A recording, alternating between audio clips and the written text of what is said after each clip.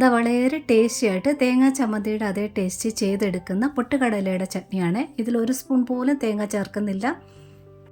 ഇതുപോലെ കട്ടിക്കെടുക്കുവാണെങ്കിൽ മസാല ദോശയ്ക്കും ഇഡ്ഡലിക്കും സാധാ ദോശയ്ക്കും എല്ലാം പറ്റിയ നല്ല അടിപൊളി ഒരു ചട്നിയുടെ റെസിപ്പിയാണ്. ഞാൻ ഇതിലെ അളവെല്ലാം വളരെ കൃത്യമായിട്ട് തന്നെ പറഞ്ഞു തരുന്നുണ്ട്. ഇനി ഇതെങ്ങനെയാണ് ചെയ്തെടുക്കുന്നതെന്ന് നോക്കാം. ഞാനിവിടെ ഒരു കടായി വെച്ചിട്ടുണ്ട്, ഒരല്പം എണ്ണ വെച്ചിട്ടുണ്ട്. വെളിച്ചെണ്ണയോ സൺഫ്ലവർ ഓയിലോ ഒഴിക്കാം. കുറച്ചേറെയായിട്ട്, അതായത് ഒരു 5 പച്ചമുളക് എടുത്തിട്ടുണ്ട്. ഇതിൻ്റെ കൂടെ തന്നെ ഒരു 3 വെളുത്തുള്ളി ചേർക്കുക. ഇനി ഈ പച്ചമുളക് ഒന്ന് ചെറുതായിട്ടൊന്ന് മുരിഞ്ഞ് വരുന്നത് വരെ ചെറു തീയിലിട്ടൊന്ന് വഴറ്റിയെടുക്കണം. ഒരുപാട് മുരിഞ്ഞ് വരേണ്ട, ഒരല്പം ഒന്ന് മുരിഞ്ഞ് വന്നാൽ മതി. പഴുത്ത പച്ചമുളക് ഉണ്ടെങ്കിൽ ഒരെണ്ണമെങ്കിലും ചേർക്കാനായിട്ട് നോക്കണം. നല്ലൊരു ടേസ്റ്റാണ്. നിങ്ങൾ തേങ്ങാ ചട്നി അരയ്ക്കുന്ന സമയത്തായാലും ഒരു പഴുത്ത പച്ചമുളക് കൂടെ ചേർത്ത് നോക്കും, നല്ല ടേസ്റ്റാണ്. പച്ചമുളക് ഇതുപോലെ നടുകെ ഒന്ന് ഒടിച്ചിടുക. വളരെ ചെറിയ പച്ചമുളകാണെങ്കിൽ ഇത് കീറാതെ നമ്മൾ അങ്ങനെ ഒന്നായിട്ട് ഇടരുത്, ചൂട് കയറുമ്പോൾ പൊട്ടിത്തെറിക്കും. പച്ചമുളക് ചെറുതായിട്ടൊന്ന് മുരിഞ്ഞ് വന്നിട്ടില്ലേ, ഈ ഒരു പരുവത്തിലെടുക്കുക, വേറൊരു പാത്രത്തിലോട്ട് മാറ്റുക. വെളുത്തുള്ളി ആ പച്ചമുളകിൻ്റെ കൂടെ ഒരല്പം ഒന്ന് വാടും, അത്രയും മാത്രം അത് വാടിയാൽ മതി. ഇനി അതേ എണ്ണയിൽ തന്നെ ഒരു മീഡിയം സൈസ് സവാള ചേർക്കുക, കനം കുറഞ്ഞ് അരിഞ്ഞ് ചേർക്കുക. ഇനി സവാളയൊന്ന് വഴറ്റിയെടുക്കണം, ഒരുപാടൊന്നും വഴറ്റിയെടുക്കണ്ട, തീ വളരെ കുറച്ചിടുക. ഉപ്പും ചേർക്കണ്ട, പെട്ടെന്ന് വഴന്ന് കിട്ടിക്കോളും. തീ കൂട്ടി കൊടുക്കുകയാണെങ്കിൽ സവാളയുടെ ആ അറ്റ ഭാഗം ഉണ്ടല്ലോ അത് കരിഞ്ഞു വരും. കരിഞ്ഞു വന്നു കഴിഞ്ഞാൽ ടേസ്റ്റും മാറും, ആ ഒരു വെള്ള ചട്നിയുടെ കളറും മാറും. അതുകൊണ്ട് തീ കുറച്ചിട്ട് വേണം വഴറ്റിയെടുക്കാനായിട്ട്. അതിൻ്റെ കളറൊന്നും മാറിയതാ ഇതുപോലെ ഒന്ന് വാടി കിട്ടിയാൽ മാത്രം മതി. ഇനി ഈ സവാളയൊന്ന് മാറ്റിയെടുക്കാം. ഇതുപോലെ ഒന്ന് സൈഡിലോട്ടൊന്ന് വകഞ്ഞ് മാറ്റിയിട്ട് എടുക്കുക. അല്പം എണ്ണ ഇതിനകത്തൊന്ന് വരുന്നുണ്ട്. ഇതിൻ്റെ കൂടെ കുറച്ച് എണ്ണ കൂടെ ഒഴിച്ചാൽ മതി നമുക്ക് കടുക് താളിക്കാനായിട്ട്. അതേപോലെ തന്നെ സവാളയുടെ വേര് വരുന്നിടത്ത് ഒരു കട്ടി ഭാഗമില്ലേ, അത് കട്ട് ചെയ്ത് മാറ്റിയിട്ട് വേണം അരിഞ്ഞെടുക്കാനായിട്ട്. അതൊന്ന് പ്രത്യേകം ശ്രദ്ധിക്കുക.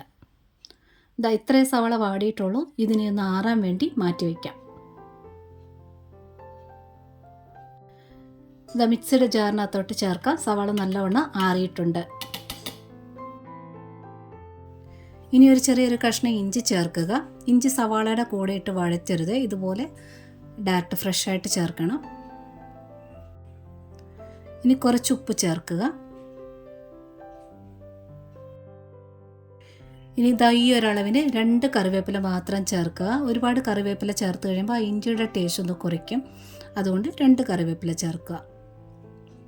ഇനി ഇവിടുത്തെ മെയിൻ സാധനമായ പൊട്ടുകടലയാണ് ചേർക്കുന്നത്. ഒരു 1.5 തവി ഈ അളവിന് ചേർക്കുക. ഇത് 1.5 തവി ആയിട്ടുണ്ട്. ഇതാദ്യമേ ഇപ്പോൾ വെള്ളം ഒഴിക്കരുത്, വെള്ളം ചേർക്കാതെ ആദ്യമേ ഒന്ന് അരച്ചുകൊണ്ട് വരാം.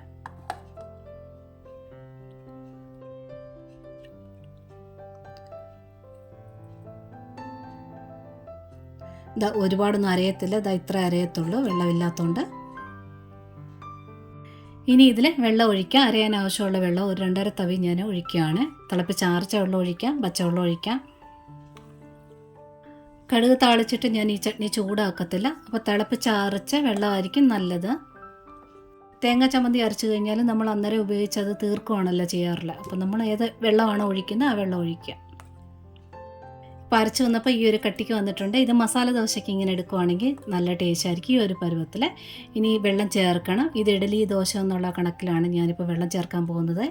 ഒരു 1/2-3/4 ഗ്ലാസ് വെള്ളം കൂടെ ആ മിക്സിയുടെ ജാറിൽ ഒഴിച്ചിട്ടുണ്ട്, അതുകൂടെ ഒന്ന് ചേർക്കാം. ഇനി ഇതിൽ ഉപ്പ് പറ്റാതെ വരും, കുറച്ച് ഉപ്പ് പൊടി കൂടെ ചേർത്തിട്ടുണ്ട്. നന്നായിട്ടൊന്ന് മിക്സ് ചെയ്തെടുക്കുക. ഈ ഒരളവിൽ വെള്ളം ചേർക്കുക.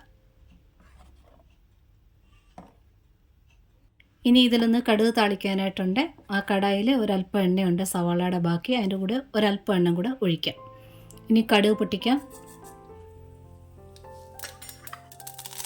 ഇതിലിപ്പോൾ ഞാൻ കറിവേപ്പില മാത്രമേ ചേർക്കുന്നുള്ളൂ. ഉഴുന്ന് ചേർത്ത് ശീലമുള്ളവർക്ക് ഉഴുന്ന് ചേർക്കാം. ഇതിലിപ്പോൾ ഞാൻ വറ്റൽമുളക് ചേർക്കുന്നില്ല. വറ്റൽമുളക് ചേർക്കുകയാണെന്നുണ്ടെങ്കിൽ ആ വെള്ള ചട്ടിയുടെ കളറ് മാറും. അതേപോലെ തന്നെ അരച്ചെടുക്കുമ്പോൾ ഒരുപാട് അങ്ങ് മഷി പോലെ അരച്ചെടുക്കണ്ട. നമ്മൾ തേങ്ങ അരയ്ക്കുമ്പോൾ വരത്തില്ലേ അല്പം ഒരു തരുതരിപ്പായിട്ട്, ഈ ചട്നി കാണുമ്പോൾ തന്നെ അറിയില്ലേ തേങ്ങ ചട്നി പോലെ തന്നെയല്ലേ ഇരിക്കുന്നത്. അതേ പരുവത്തിൽ തന്നെ അരച്ചെടുക്കുക. അതേപോലെ തന്നെ സവാളയും പച്ചമുളകും ഒന്നിച്ചിട്ട് വഴറ്റിയെടുക്കരുത്. അത് രണ്ടിനും ഒരു വഴറ്റിയെടുക്കുന്നതിൻ്റെ ഒരു പരുവുണ്ട്, അതങ്ങ് മാറിപ്പോകും ഒന്നിച്ചിടുമ്പോഴത്തേന്. അതുകൊണ്ട് സെപ്പറേറ്റ് ആയിട്ട് തന്നെ വഴറ്റിയെടുക്കുക. വളരെ സിമ്പിളായിട്ടുള്ളതും രുചികരമായിട്ടുള്ളതും നല്ലൊരു ചട്നിയാണ്. ഈ ഒരു ചട്നി ട്രൈ ചെയ്ത് നോക്കുക. പിന്നെ ഇഷ്ടപ്പെട്ടിട്ടുണ്ടെങ്കിൽ ആ ലൈക്ക് ബട്ടൺ ഒന്ന് ടച്ച് ചെയ്ത് ഒന്ന് സപ്പോർട്ട് ചെയ്യാൻ മറന്നുപോലെ. സബ്സ്ക്രൈബ് ചെയ്യാതെ കാണുന്നവരുണ്ടെങ്കിൽ ഒന്ന് സബ്സ്ക്രൈബ് കൂടെ ചെയ്തേക്കണേ. നോട്ടിഫിക്കേഷൻ ബെൽ ബട്ടണിൽ ഓൾ ഓപ്ഷൻ ഒന്ന് ടിക്കാക്കി ഇടാനും മറക്കല്ലേ. ഇതുവരെ തന്ന സപ്പോർട്ടെല്ലാം ഒരുപാട് നന്ദിയുണ്ട്. ഒരുപാട് സ്നേഹത്തോടെ താങ്ക്സ് ഫോർ വാച്ചിങ്.